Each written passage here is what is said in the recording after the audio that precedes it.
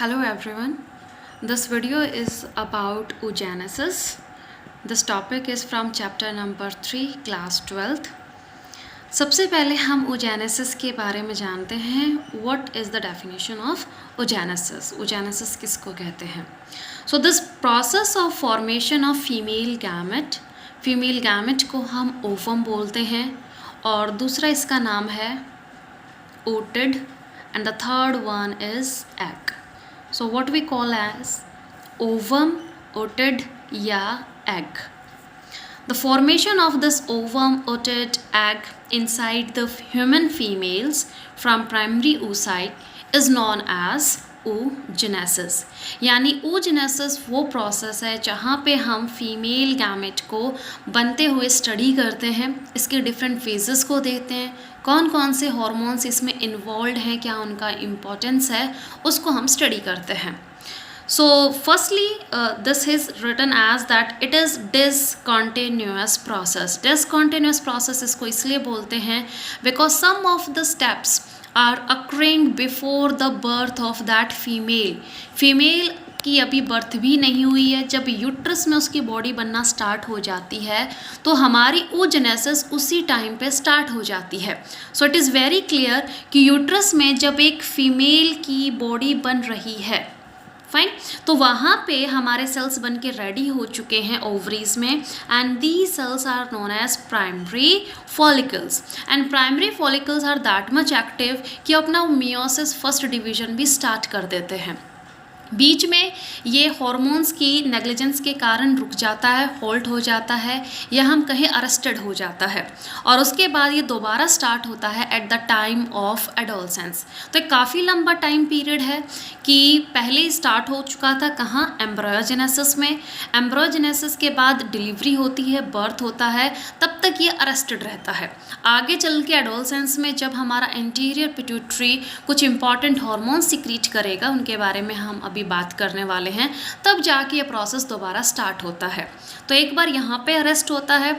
दूसरा जो हमारा पॉइंट ऑफ अरेस्टिंग है वो है सेकेंडरी oocyte. सेकेंडरी oocyte के बारे में हम आगे बात करने वाले हैं. So we will be getting to see there are 2 times when this oogenesis is taking a break. तो ये 2 बार ब्रेक लेता है, अरेस्टेड होता है और फिर ये अपना प्रोसेस कंटिन्यू करता है.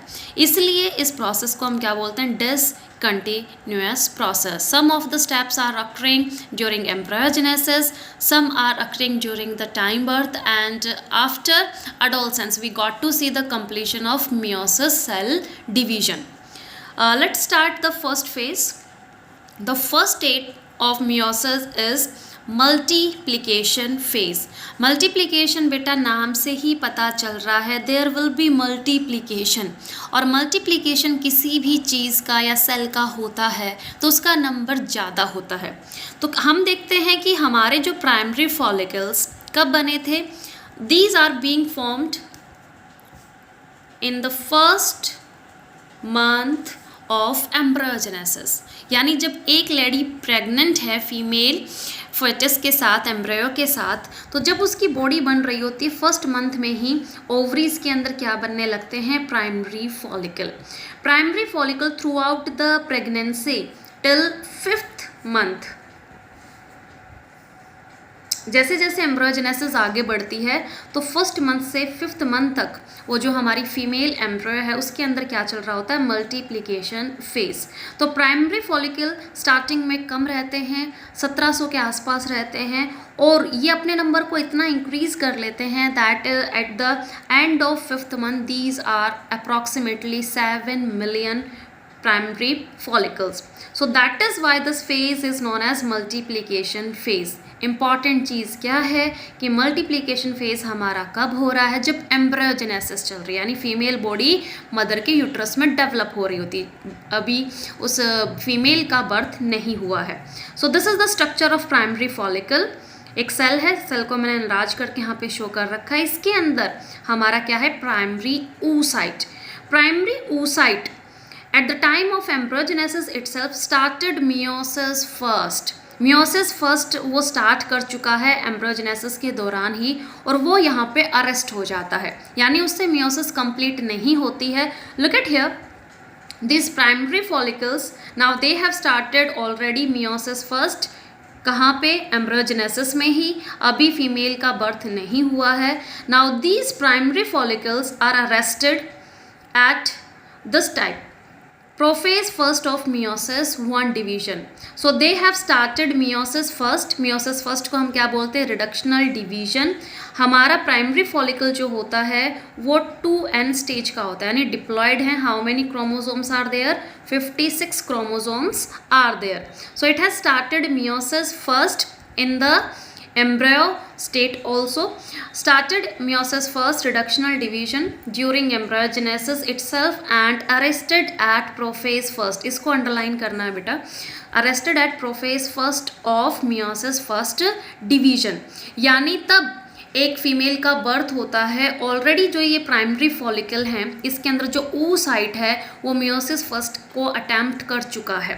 अटैम्प्ट करके वो कंप्लीट उस प्रोसेस को पूरा नहीं कर पाता है and it is arrested at the prophase first of meiosis first. इन सेल्स को जहाँ पे वो meiosis करने की कोशिश कर रहे हैं लेकिन वो अरेस्टेड हो चुके हैं, कहते हैं oogonia. So these are the oogonia and these oogonia at the time of adolescence. तो बाय बर्थ से लेके हम जब एडोलसेंस यानी जब वो फीमेल 12 से 13 साल की या 11 साल की एज को अटेंड कर रही है तो उस टाइम पे उगोनिया हमारे कितने रह जाते हैं? 5th मंथ में हमने कितना देखा था? These are approximately 7 million. Adolescence तक आते आते उगोनिया डिजेनरेट होते रहते हैं. So these are very very less in number. So these are only 60 to 80,000. Fine. So यहाँ पे अब हम आगे चलते हैं. उगोनिया है हमारे meiosis फर्स्ट में अरेस्टेड हो रखे हैं, ये भी एज इट इज़ रहते हैं एंड इनका नंबर अभी हमने डिस्कस किया. अब सेकेंड फेज हमारा स्टार्ट होता है ग्रोथ फेज. ग्रोथ फेज भी देखिए नाम में ही आ रहा है, there will be growth and growth किसकी होगी? उगोनिया की होगी.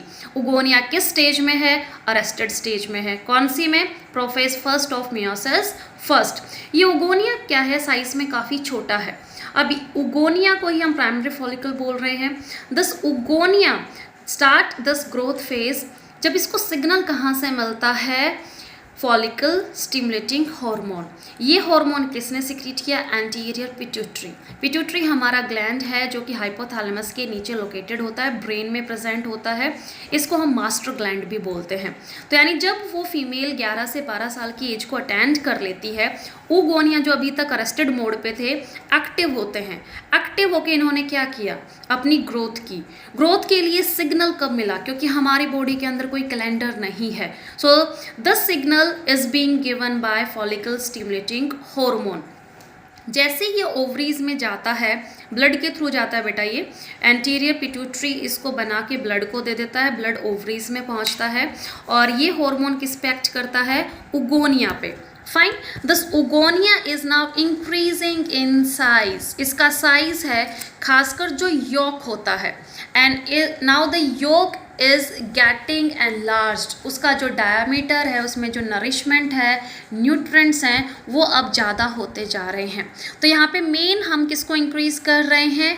योक को. So this process of increasing yolk, उसका अंदर का जो नरिशमेंट है उसको इंक्रीज करना हम क्या बोलते हैं? वाइटेलोजेनेसिस. सो वाइटेलोजेनेसिस हो रही है कहाँ पे? उगोनिया में. कब स्टार्ट हुई? FHS जब हमारी ओवरीज में एंटर करता है.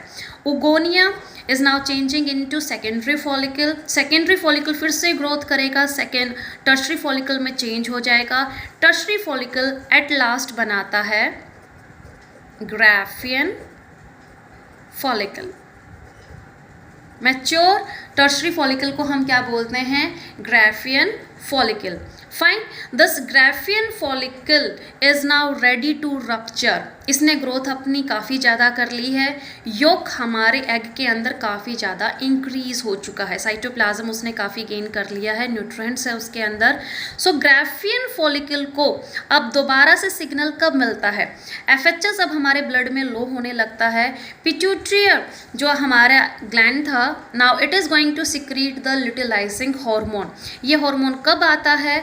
On the 14th day of menstruation cycle. Menstruation के ठीक 14th डे पे हमारे ब्लड में कौन सा हार्मोन होता है? Luteinizing hormone. This hormone is now passing the signal to tertiary follicle और you can say Graafian follicle for its rupturing. तो जैसे ल्यूटिलाइजिंग हार्मोन हमारे ब्लड में ज़्यादा होता है, ग्राफियन फॉलिकल सस्टेन नहीं कर पाता है। Now it is going to rupture, वो बर्स्ट हो जाता है और यहाँ पे निकल के कौन आता है? ग्राफियन फॉलिकल अब बर्स्ट हो चुका है और इसके स्ट्रक्चर बेटा टर्शरी और सेकेंडरी प्राइमरी फॉलिकल का स्ट्रक्चर मैंने अपनी पहली वीडियो में करा दिया था आपको, उस वीडियो को एक बार ज़रूर आप देख लेना। तो ग्राफियन फॉलिकल रप्चर होके मियोसिस फर्स्ट को कंप्लीट करा देता है। डू नॉट फॉरगेट ये मियोसिस 1 कब स्टार्ट हुई थी? यहाँ पे देखिए ये मियोसिस कब स्टार्ट हुई थी? प्राइमरी फॉलिकल, जब वो एम्ब्रियोजेनेसिस कर रहे थे, मदर के यूट्रस में बन रहे थे। They have been arrested at the prophase first stage. तो यहाँ पे ग्राफियन फॉलिकल जब रप्चर होता है तब जाके ये मियोसिस 1 कंप्लीट होती है। अब ग्राफियन फॉलिकल से 2 चीज़ निकल के आती हैं। Look at here, this is secondary oocyte, ये हमारा oocyte है and see the difference, the next cell is known as first polar body। अब मियोसिस फर्स्ट हो चुकी है, मियोसिस फर्स्ट को हम क्या बोल रहे हैं? Reductional division. ये देखिए यहाँ पे भी लिख रखा है started meiosis first reductional division. तो मियोसिस फर्स्ट कंप्लीट हो गई, रिडक्शन हो गया। रिडक्शन किसके नंबर में हुआ? क्रोमोसोम के नंबर में। टर्शरी फॉलिकल तक हमारे पास 46 क्रोमोसोम थे, now it has become 23 chromosome. So meiosis first के बाद हमारा क्या रिलीज होता है? Secondary oocyte। See I have written N, now it is having 23 chromosome. एक पोलर बॉडी होती है, इसके अंदर भी 23 क्रोमोसोम होते हैं। साइज देखो बच्चे, 2 सेल हैं लेकिन ज़्यादा से ज़्यादा न्यूट्रिशन या ज़्यादा से ज़्यादा क्या हम बोलेंगे, सारे का सारा जो साइटोप्लाज्म है वो सेकेंडरी oocyte को मिला है, इसलिए इसका जो स्ट्रक्चर है वो काफ़ी बड़ा है। पोलर बॉडी हमारी काफ़ी साइज़ में छोटी होती है क्योंकि आगे चलकर इसका कोई भी रोल नहीं है। एक फॉलिकल हमारा एक एग को बनाने वाला है और उसी एग में हम ज़्यादा से ज़्यादा साइटोप्लाज्म को डालते हैं। तो एग ये बनाने वाला है सेकेंडरी oocyte आगे चल के, तो इसलिए साइटोप्लाज्म सारा इसको मिला है। फर्स्ट पोलर बॉडी यहाँ पे निकल के आई है, वो क्या करती है? मियोसिस 2 कंप्लीट करती है, 2 पोलर बॉडी और बनेंगी और ये पोलर बॉडी क्या हो जाती हैं? डीजेनरेट हो जाती हैं। अब देखते हैं इसके साथ क्या हुआ। ग्राफियन फॉलिकल रप्चर होके सेकेंडरी oocyte बना रहा था, इसके पास साइटोप्लाज्म ज़्यादा है, या हम बोले सारा का सारा साइटोप्लाज्म इसके पास है। ये कहाँ सेंड कर दिया जाता है? फैलोपियन ट्यूब में। यानी फैलोपियन ट्यूब में ओवम नहीं जाता है, कौन जाता है? Secondary oocyte। फैलोपियन ट्यूब में ये वेट करता है एम्पुला पार्ट में for the coming of sperm. Sperm जब अराइव होते हैं तब जाके, इसने तो अपना मियोसिस 2 कंप्लीट कर लिया, 2 पोलर बॉडी और बनाई, दोनों के दोनों डाई आउट हो जाते हैं ओवरीज में ही। फैलोपियन ट्यूब में जो सेकेंडरी oocyte है वो वेट करता है नेक्स्ट 24 आवर्स के लिए स्पर्म की एंट्री का। स्पर्म काफ़ी ज़रूरी है यहाँ पे क्योंकि बिना स्पर्म के मियोसिस 2 नहीं कर सकता है कौन? हमारा सेकेंडरी oocyte। जब फर्टिलाइजेशन होगी फैलोपियन ट्यूब में, जब स्पर्म इसमें एंटर करेगा, जोना पैलोसिडा को ब्रेक करके ये अंदर जाता है, तो स्पर्म के स्ट्रक्चर में मैंने आपको बताया था प्रॉक्सिमल सेंट्रियोल। प्रॉक्सिमल सेंट्रियोल ये किसको डिलीवर कर देता है? सेकेंडरी oocyte को। अब यहाँ पे प्रॉक्सिमल सेंट्रियोल का क्या रोल है? वो स्पेंडल फाइबर्स बनाएगा और तब जाके मियोसिस के स्पर्म के आने के बाद हमारा जो सेकेंडरी oocyte है अपना मियोसिस 2 कंप्लीट करता है और 2 स्ट्रक्चर में फिर से डिवाइड हो जाता है। यानी 2 प्रोसेस एक साथ चल रहे हैं। स्पर्म की एंट्री हुई, फर्टिलाइजेशन, और फर्टिलाइजेशन से पहले अभी तक देखिए बेटा ओवम बन के रेडी ही नहीं है। फर्टिलाइजेशन हमेशा सेकेंडरी oocyte के साथ होती है। सेकेंडरी oocyte जैसे ही इसको सेंट्रियोल मिल जाता है, सेंट्रियोल किसने दिया? स्पर्म ने। अभी अपना मियोसिस 2 कंप्लीट करता है, 2 पार्ट में डिवाइड हो जाता है। फर्स्ट दस ओटेड। अब ये देखिए, अब आया है हमारा ओवम लास्ट में। इसको आप ओवम बोलिए, ओटिड बोलिए या एग बोलिए। 2 न्यूक्लियस यहाँ पे मैंने दिखाने की कोशिश की हैं। ये जो न्यूक्लियस है ये हमारे ओटिड का है और ये जो छोटा सा न्यूक्लियस है इसको मैंने एस न्यूक्लियस लिखा है। That means this nucleus is being given by this sperm. Sperm अपना न्यूक्लियस इसमें रिलीज कर चुका है। अब दोनों जाके फर्टिलाइज होंगे, फ्यूज होंगे और जाइगोट की फॉर्मेशन हो जाती है। दूसरी चीज़, इसने अब सेकेंड पोलर बॉडी बनाई है जो कि आगे चल के फिर से डाई आउट होने वाली है, डीजनरेट होने वाली है। So this is the whole process of oogenesis। कब ये होल्ड हुआ? 2 बार होल्ड हुआ। प्राइमरी फॉलिकल प्रोफेज फर्स्ट में अरेस्टेड हो जाते हैं, और ये कब तक अरेस्टेड रहते हैं? जब तक हमारा फॉलिकल स्टिमुलेटिंग हार्मोन आके इसकी ग्रोथ ना करा दे और ल्यूटिलाइजिंग हार्मोन इसको रप्चर ना करा दे। ग्राफिन फॉलिकल रप्चर होता है, मियोसिस फर्स्ट यहाँ कंप्लीट हो रहा है। उसके बाद हमारा क्या बना? Secondary oocyte। कहाँ सेंड किया? फैलोपियन ट्यूब में। पोलर बॉडी ओवरीज में अपना मियोसिस 2 कंप्लीट करती हैं, डीजनरेट हो जाती हैं। फैलोपियन ट्यूब में the secondary oocyte is waiting for the sperm. Sperm आके इसको सेंट्रियोल प्रोवाइड करता है, सेंट्रियोल की हेल्प से मियोसिस 2 को कंप्लीट करेगा।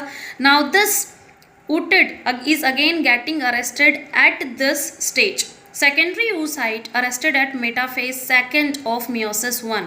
अगर फर्टिलाइजेशन नहीं हुई, मान लीजिए if there is no coitus, if there is no sexual intercourse, there will be no entry of sperm। तो हमारा बेटा जो ओवम है, हम बोल तो देते हैं कि ओवम हमारा डीजनरेट हो जाता है 24 घंटे के बाद, लेकिन एक्चुअली वो ओवम तक पहुंचेगा ही नहीं। जो चीज़ डीजनरेट हो रही है in the absence of sperm, that thing is known as secondary oocyte। यानी वो मियोसिस करने से पहले ही खत्म हो जाता है अगर उसको स्पर्म नहीं मिले।